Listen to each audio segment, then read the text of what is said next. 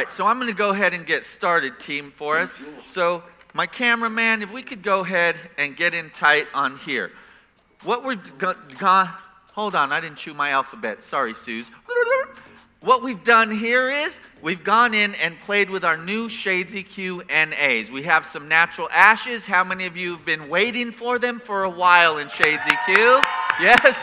Well, we have two. We have two. So excited to tell you we have some new NAs from a 4 to a level 9 in a natural ash. They have a black to gray background, and they're a blue to violet base with them. So they provide incredible, incredible cooling if you want to cool off your oranges, your yellows, whatever the story is, or also if you're looking to get just these ash colors that everybody wants right now. So what we did was we went in and played with the colors and went using some of the natural ashes from the 4 to the 9 to create the different dimension that you see on here, Ronnie. Underneath here, we went in and created some solidness so that we have a shadow, because we all understand that without shadow, there is no light for what we're doing. We generally think of it in brown to tans, my friends, but it doesn't matter what colors we're doing. It's always shadows and lights that we're dealing with. I'm going to section this up off on the top really quick and show you exactly the sectioning that I have, and then I'm going to pass it to my friend Sean Goddard, who now lives in Brooklyn and thinks he's one of America's Most Wanted. I saw recently on one of his posts, and I'm like, hold on, a little too soon. You're still Canadian, okay, with respects. And, you know, you're not Tupac yet, so slow down, okay? So there's my sectioning, my friends, all within a triangle, all of the colors that you see up there. I'm going to show you how we got it very simply. What he doesn't know is why I said that is because I looked like I was a mugshot in that photo. It looked like they were... No, it was a different one. We had a crazy weekend.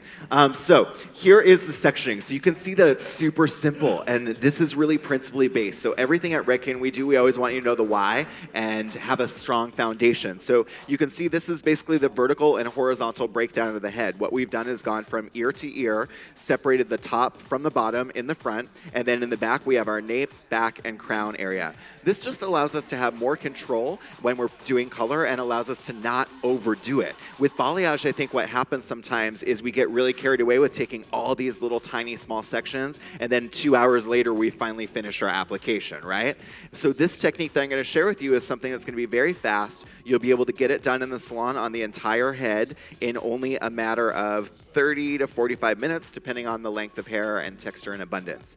Now, product of choice that we're going to work with is Redken Freehand Lightner. So this is a great option for hair painting because of the consistency. So it's really nice and thick and creamy, and what happens is it dries on the outside, stays active on the inside. So what you're going to notice, there's a few of us using this up here. I want you to watch our application of how much we're actually putting on of that product. So you'll notice we want to lay it on nice and thick. Now the last thing before I pass it off, I want to show you guys that you're seeing all these square shapes, right? We know that balayage is usually talking about a triangle. So what we're going to do is we're going to divide this diagonally back to create the two triangle sections. We have one on the bottom, one on the top. I'm going to get started with the application. Feel free to give me your eyes, and I'll catch you up when you come back around.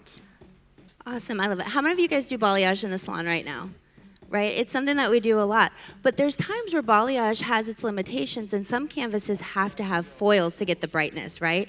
So what I'm doing right now is giving you a foil technique that actually mimics a balayage placement, especially in that front piece where you need that really beautiful pop of blonde. So one of my favorite ways to get that specific balayage look is to go in with two back-to-back woven highlights, baby highlights, right at the hairline, skip a little bit, and then put a tease section right behind it. What that does is it gives you that skinny blonde right at the root, comes down, and then you get that extra pop of blonde at the end, which mimics that balayage placement, skinny to a thicker full saturation section. And then I use over direction as I move back the head just to get more of those spaced out, larger pieces, but a really beautiful blend. And I'm using Redken Flash Lift with 10 volume right at the hairline, and I'm going to go in with the new Color Gels lacquer and just give a little shadow root right in between those foils to give a really beautiful blend. If you're into maintenance appointments with your guests, that's a great way just to buff the natural into the existing lightness. So I'm going to keep moving forward or towards the back of the head, over directing everything towards myself. Great, so we're working over here with color blocking. So Would you guys agree, by a round of applause, that right now we're seeing a lot more dimension coming back into our coloring, right? It's not as blended. We're starting to see bigger, bolder, more bold pieces. So this is a color blocking technique, and we're working with a triangle-shaped section right through the fringe area, leaving a little bit out around her face for softness, because we want to also show off her beautiful base color, which is Shades EQ Gloss 07P and 07V. So one of my absolute favorite formulas when you're looking for that really ashy, I hate to use the term mousy blonde, but it is, and I kind of like it. So working with that, and then inside of our color blocking technique, we're working with City Beats City Ballet Pink with a drop of magenta, just for a little extra kick, and then we're working with the Indigo Skyline and the Violet to add a little bit of extra pop and darkness throughout. So I'm gonna start working on this, and I'll catch up with you in a minute. Hi guys, Elizabeth Faye here. So I am doing some hair painting, and I'm gonna give you some of my biggest hot tips behind the chair that I think is like the most important. So your tension is key. So every time I'm taking a section, I like to think of my panel or my section or subsection like a ski slope, and I try to keep everything nice and tight. The other thing I do is I elevate, and I'm sure to keep that nice and tight with my tension, and I'm really aware of my body position when I do that. I will stand parallel to my section when I'm behind the chair, and I try to really bring everything almost like towards my belly button, and I'll keep everything nice and loose. When you do that, you're like setting up your section for the most success, and you'll have perfect blend, no spottiness. That's really gonna erase a lot of those problems. It's sort of like if you were gonna curl a piece of hair and it was knotty or lumpy, and you went in and curled it, you would have kinks, right? Same sort of concept with your balayage. Prep yourself for success, and it's gonna go on super fast and super smooth, and it will process so much better. Today I'm working with Redken's Freehand Lightner. This is their clay lightener, and the biggest sort of struggle I'm hearing as I'm teaching is the way people are mixing it. So you wanna be sure you're mixing that a 1 to 1.5 ratio, and when I am mixing that, I'm just adding a little bit of a developer as I go, and I'm sort of kneading it in, kind of like I think of my grandma's KitchenAid, how we're like making cookies, that cookie dough consistency. There's still some texture there, some lumps and bumps, and I don't want to whip it where it's too creamy. That way it'll sit perfectly on top of the hair, and it'll create that shell that Sean was talking about. There won't be any bleeding at all if you mix it right, and you can just lay section after section on top of it. So freehand's gonna get you about 6 levels of lift, and for me personally, I like to go in with a technique like this with a canvas that's a natural or colored level 6 or above. If I'm working with 5 or below, I'm definitely adding in some flash lift or foils or foliage, because I don't really want to deal with blush. Does that make sense? So I'm going to keep having a painting party, and I'll show you guys what I'm up to in a little bit. All right, this balayage technique is called chatouche. Say it with me, chatouche. And we're working on 2 offset triangles off of the part. This gives us high impact versatility. The product we are going to be using is Flash Lift with 40 volume, because it's an open air technique. And coming soon, we have Flash Lift with pH bonder inside. Woo! What? That's right. So step 2 is now optional. We're saving time left and right. And as you can see, we've already gone in and started putting in some pushing, not teasing. Remember, we're coloring hair, not styling it. So keeping a really loose grip on your comb when you're placing it in, and we're not packing it in real tight, just really lightly and airily putting in that pushing, not teasing. And that pushing is what gives us the diffusion, and where we have none is we'll have more impact. So we're gonna go ahead and get started with the application. Catch you up. Going in I'm going in and I'm working on my shape. I shared with you that we're working with a triangle shape. The difference is we're coloring the whole shape. So generally, we're isolating pieces in foils or mesh or hair painting like the team is doing. What I'm doing is condensed coloring. So I'm taking a shape and I'm putting a whole lot of color there, so when you look at it, it's more like looking at color through a magnifying glass. So there's a whole lot of color coming from one area. My belief is this: clients live between two places, between their eyes and 1 inch on each side of their part. So I generally I put my color there and focus there. What we would ask you is come see us at the Redken Exchange, okay? We're all doing creative things up here, Sean, Tara, Veronica, Elizabeth, Cassandra, myself, yet we're grounded and we understand our principles. So come see us at the Redken Exchange. All classes this June, Sean, 40% off if you sign up at the show. I actually just off. heard it's 50% off. Oh, what? Up the ante. Dang. Now Tell you know. Redken. Let me get my trusty Samvia comb now. So that's what I'm doing. I'm doing this shape. You could do ombres, vertical pieces, whatever you want. Go on, Sean. All right, so you can see how fast we sped through the back portion of that. Now I'm going to walk you through exactly what we did. So this front section, it was a square. We did a diagonal back to create 2 triangles. Isolate the top triangle out of the way. We're going to start here, and we're elevating the hair up.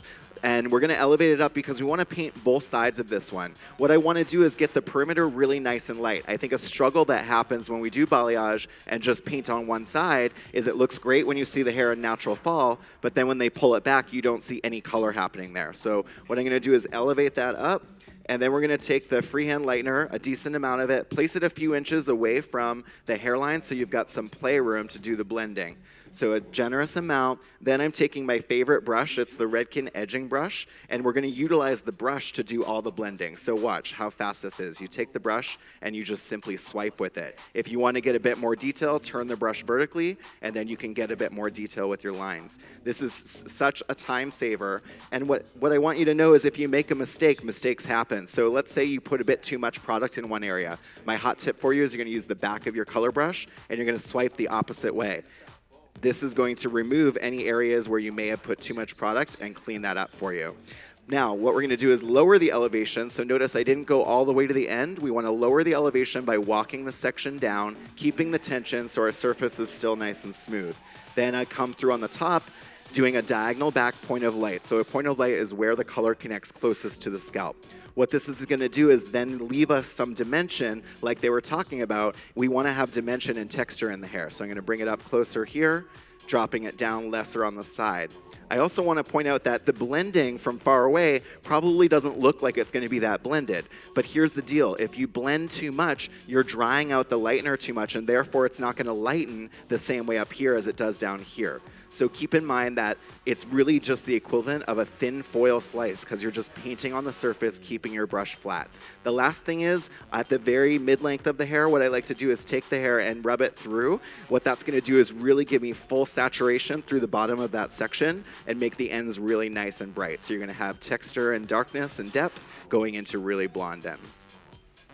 I love that Sean talked about elevation with his technique because I feel like principles like elevation over direction are just as important in hair color as they are in hair cutting.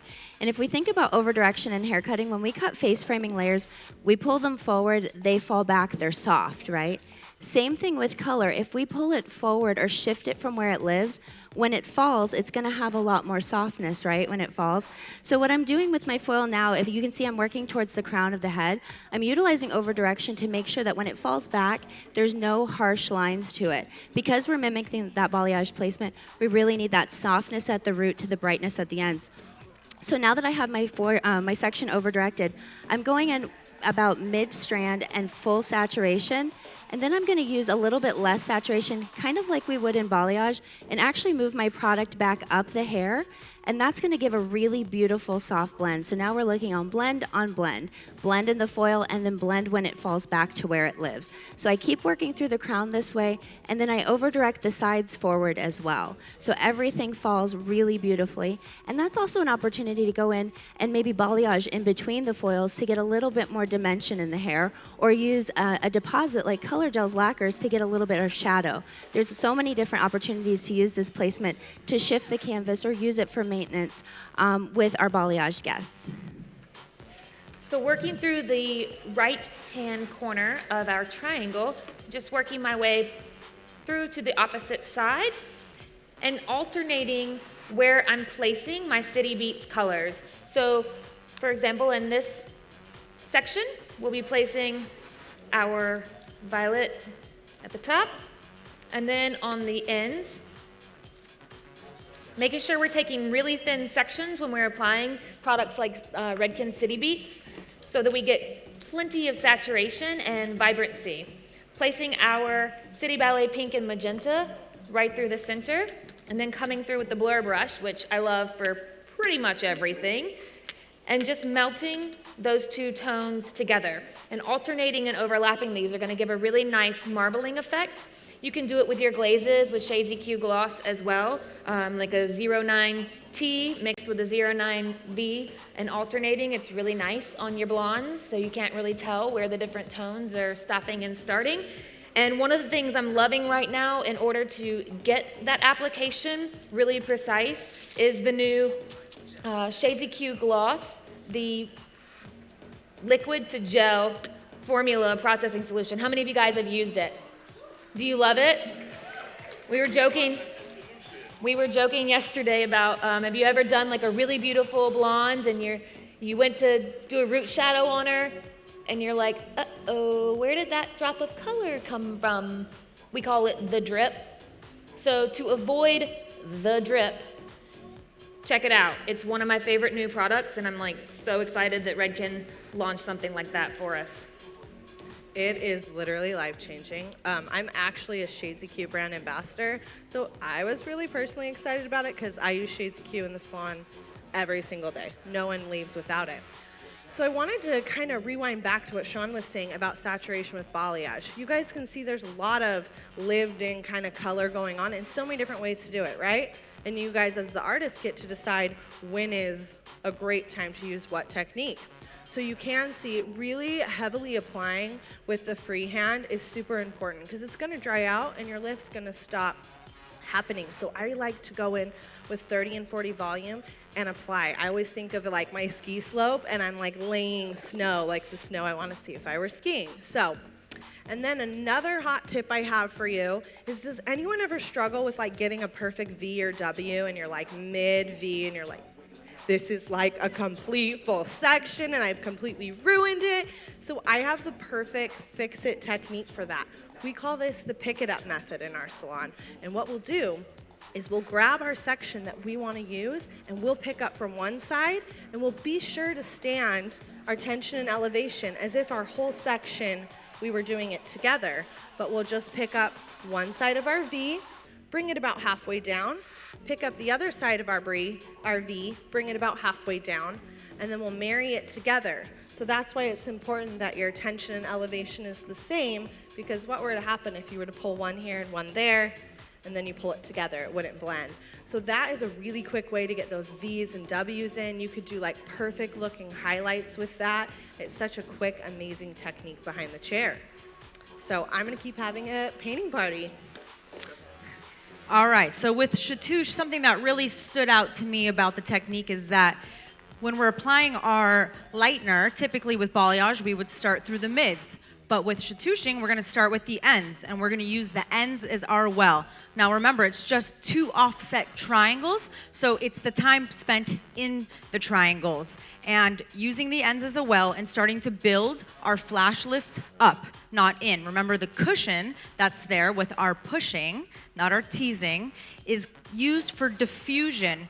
And so we want to build up the lightener and not push it too far in, kind of like icing a cake, right? We want to get the layers up by taking our hand flat like so and just sweeping over the edges and starting to just bring the lightener higher and higher. And by layering the products on there, kind of like Cassandra, Elizabeth, and Sean all said, saturation of product is everything. So we're going to continue working it, check the undercarriage there, and make sure that we have really nice saturation. Well, I was thinking it reminds me of when I always bake a cake. Right? It's like when people go, you know, it's easy as baking a cake, Suze. I'm like, Seems hard. I've never baked a cake with respect to anybody that thinks it's easy. If they said, like, it's like doing a color or a balayage, I'd be like, I got it, it's easy. But like baking a cake, out of my jurisdiction. With the shape that I'm doing, again, triangle shape on top of the head. Couple key things I'm going to share with you before I finish is in the back, I want the back line to be no wider than a peace sign. So you want to anchor in narrow and your color will release wide. Think about it. When you use a triangle, you have a deep side and a shallow side, just like a swimming pool. So there's going to be more color or less color depending on how you place that triangle. You decide what you want the color to look like. You're coloring the whole thing. If you want vertical pieces, you saw me put vertical lines and put more than one color on one. If you want an ombre, you do an ombre. If you want solid pieces, you create solid pieces. Thank you very much. My name's Justin Isaac. I approve of this message, Ronnie. All right, so you can see how fast I was able to go through that technique. I'm pretty much almost done. I'm going to show you one quick last little sneak peek at the front money piece because I know this is something that people always ask about. So what we're going to do is we're going to elevate the hair straight up, and we are going to begin right in the front doing the same method of taking that, placing the line of color right there, and then use our edging brush to diffuse. You can bring this as close or as far away to the scalp as you'd like. Remember, turn it vertically for more detail. Now what we're going to do is we are going to walk this section down. Remember, she was talking about body position, how important that is. We're going to walk it towards us this way because we want to keep this top surface flat. So see, now that I've walked it down, now what I want to do is continue my line just ever so slight diagonal back, and then we're going to diffuse it and fully saturate the end. So we know you saw a lot here. If you want to see this technique again, shameless plug, check out my Instagram, Sean Goddard. I have a video there of this whole technique sped up for y'all. Thank you. Awesome. So we're almost done with this whole side, and we've got this side done in about 1, 2, 3, 4, 5 foils. So using over direction and working with the round of the head lets each foil have higher impact and do a little bit more work for you. One little trick I like to do when I'm foiling is I actually fold it underneath and give myself about an inch lip. Gives a really great platform to pull a lot of tension on without crumpling or wrinkling your foil. I also like to fold it into almost a lower profile horizontal fold. So especially when you're building away from the head or using over direction, it lays nice and smooth for you. So I'm still going in with flash lift and 10 volume, working with full saturation, blending it up, just to give that beautiful balayage mimicked result. Working through the triangle and the fringe from the right-hand corner all the way up, just alternating our City Beats tones and working with Shades EQ Gloss and the new liquid to gel processing solution, and just having a lot of fun with it. So, you know, we really hope to see you guys at the Redken Exchange and or Symposium 2019. We all have our own programs. Yep, that's right, Symposium. It's on the way here. So can't wait to see you. Check us out at the Color Movement. I personally would love to see you bake a cake. Maybe we could make that happen at Symposium. What do you want to see? I want to see you bake a cake at Symposium. Well, let's do a social media something, and I'll bake a cake at Symposium. I would love to see that. And let's get some assistant bakers to help me. So I am excited for Symposium as well, especially because he'll be baking a cake. But personally, I hear so often that people are struggling with clay lightner. So this is my encouragement for you today. If you're working with another one, try out Freehand, go in with 40 volume. If you're scared of clay lighteners, you just need to try them out and play with it. If it didn't go so well, try mixing it a little bit different, and don't give up on it, because once you can really enjoy hair painting, it's such a revolutionary technique behind the chair. So I'm Elizabeth Faye. Thanks for hanging out with me, and happy hair painting, guys. All right, so our technique is called chatouche. One more time with me. That's right. And I know a lot of you are thinking there's no way that's not going to be spotty. Well, I invite you to take it back to the salon, try it, tag us on Instagram. Another shameless plug, Veronica V. Ridge. Also, because our new flash lift has pH bonder inside, step 2 is now optional. However, if you are concerned with some of the brush out, as long as the pushing is done in a pushing motion with a light hand and not teasing, you'll be able to remove it easily. But you always got step 2 in case you need. So can't wait to see what you've done. See you guys online.